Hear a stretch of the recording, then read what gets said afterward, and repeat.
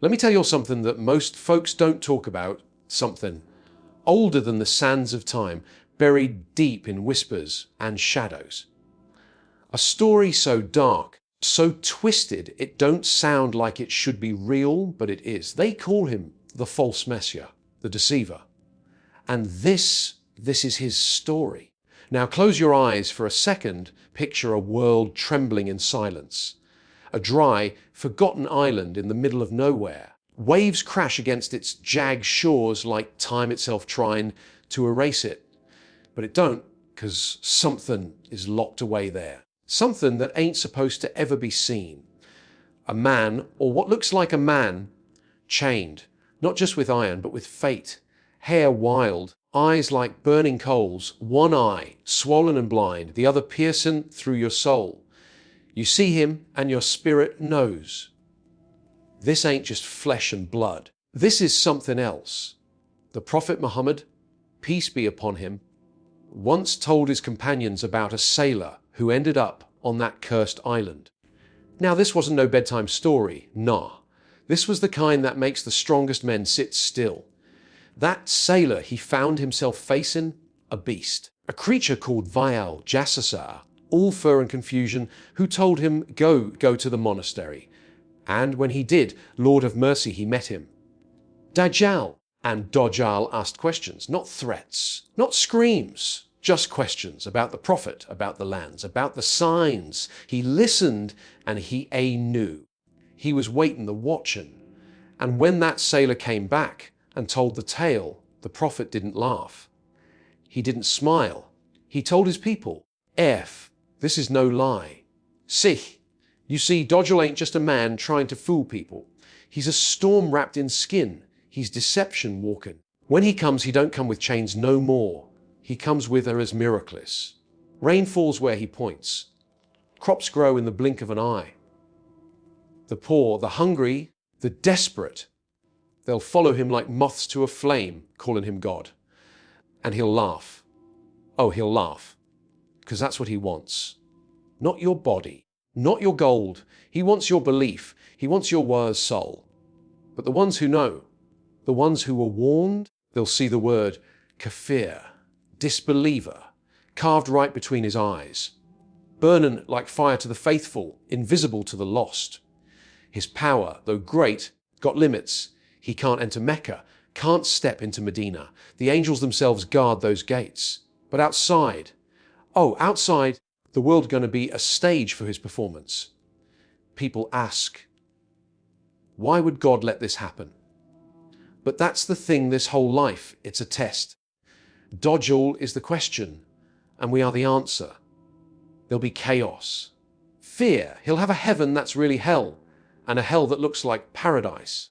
Folks will have to choose without seeing the whole picture. That's the game he plays, that's his art. But every darkness meets its end. The real Messiah, Jesus, peace be upon him, he returns. Not to bring a new message, not to rewrite the truth, but to finish what was started. To break the cross. To tell the world that the game is over. And in a place called Lud, east of where the sun sets heavy over the land, he finds Dajjal. And with one strike, one breath, it ends. The deceiver falls. His lies unravel like dust in the wind. And the world, it breathes again. But the scars remain. The memory of how close we came. So the story of Dajjal ain't just a tale, it's a warning, a whisper from the past, echoing into the future, telling us to stay awake, stay true, and never forget, not every miracle is divine, and not every light comes from heaven. But even after Dajjal fell, after his blood touched the earth and his spell shattered like glass in the wind, the world didn't just snap back to light. No, see, evil like that don't just vanish. It stains. It seeps. It lingers like smoke in a room with no windows. You can't see it, but you breathe it. The skies, they stayed grey for days. Not because of clouds, but because of our weight of what had happened hung above the world like a shroud. People walked the streets, not cheering, not dancing, but whispering, looking over their shoulders, wondering if it was really over, if the deceiver had truly gone, or if he'd just taken off another mask. And here's the thing. Dajjal didn't just trick people. He changed them. His words were poisoned with honey on the tongue. His miracles, seductive illusions that made truth feel like a distant memory. Folks that once held the faith strong in their chests, they bent their knees to him. They drank from his false rivers, slept under the illusion of peace, while their souls slowly died. Some never came back. Even after the Messiah, Isa, peace be upon him, stood among them, walking like a light through the ashes of war, healing the broken. Some folks still miss a Dajjal. That's how deep he got in their hearts. That's the danger of a lie when it feels better than the truth. And it wasn't just the people. The land it remembered too. Whole cities lay empty. Not because of battle, not because of fire, but because the people had turned their backs on truth so long.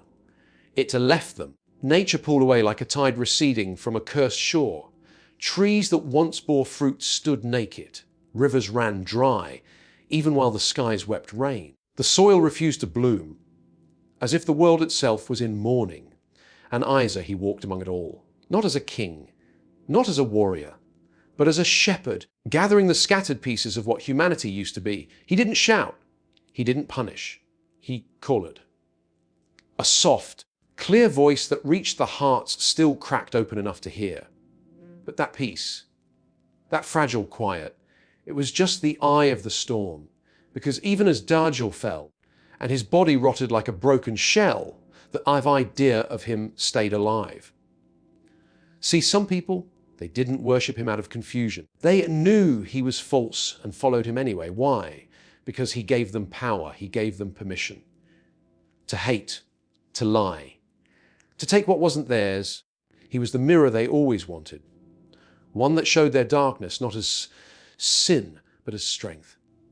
And after he was gone, they misseed that mirror. So they started gathering again, not under one name, not in one place, but in shadows, in ruins, in whispers passed from father to son, mother to daughter. The Dajjalites, they called themselves, a seed born from the ash of the deceiver, still watering the roots of everything he promised. And Isa, he knew, he saw them. Not with eyes, but with something deeper. Every time he looked across a crowd and saw one set of eyes, too still, too calm, too of cold, he knew the war wasn't over. He taught, he rebuilt, he led with mercy. But the wound in the world still bled slow. And then came the beast. No one knew where it came from. One day, the skies cracked like thunder without a storm. The earth trembled beneath every step. And there it stood, a creature unlike anything ever seen. Half of it like a blazing fire, the other like frozen death. Its voice wasn't a sound. It was a vibration, rumbling in the chest, shaking the bones. It didn't speak in language. Its hair etched meaning into the air. It walked among people, not to kill, not to destroy, but to mark. It would touch a person's face, and instantly their truth would be known. Believer, disbeliever. There was no hiding, no lying, no pretending. The beast made every soul visible, and once marked, there was no changing it. And that shook the world. Because now all the masks fell, all the illusions died. People saw their neighbors, their families, their leaders for who they truly were. Some broke down in tears, finally free from the act. Others turned bitter, angry, violent, because you take away a man's lies, and all he has left is the truth. And not everybody can survive that. The world split again. Not in blood this time, but in spirit.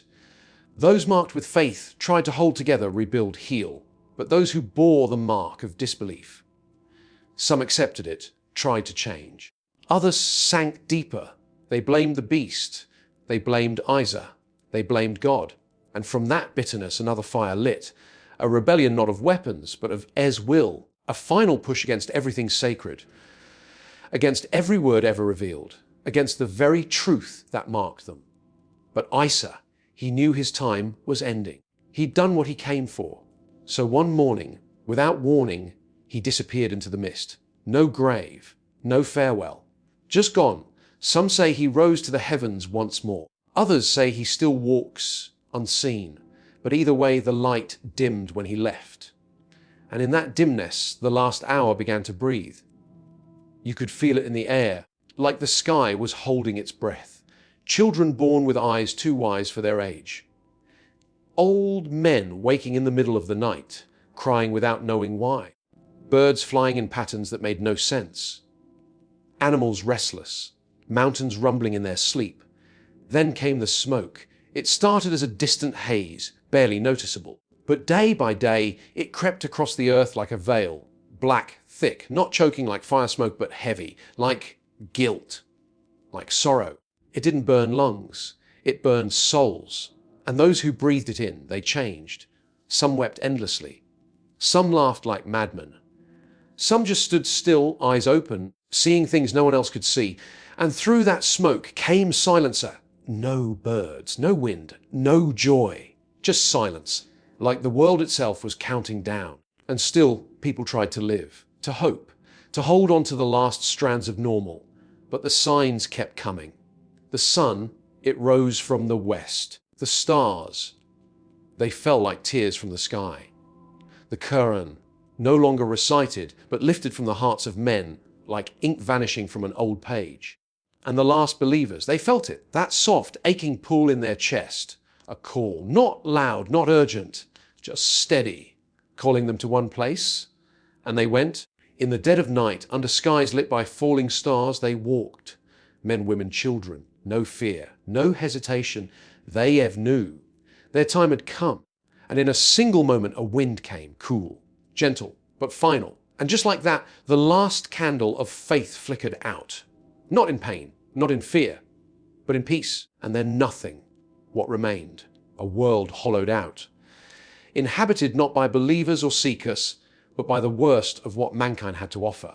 The liars, the killers, the proud and the cruel, the ones who laughed at truth and mocked mercy, and they ruled what was left like kings of ash until the earth, finally, had enough. Mountains crumbled, oceans boiled, the sky split like fabric torn by divine hands, and from the heavens came the sound, a trumpet, not made of brass or bone, but of judgment. The first blow shattered time itself. The dead stirred in their graves. The stars blinked out.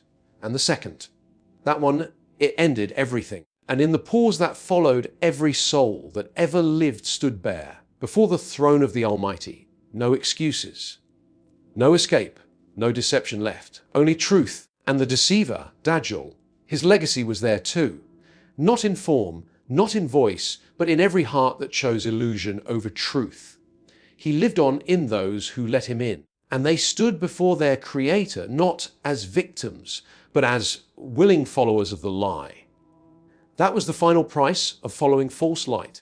Because in the end, every soul meets its truth. And truth, it don't blink, it don't forget, it just is.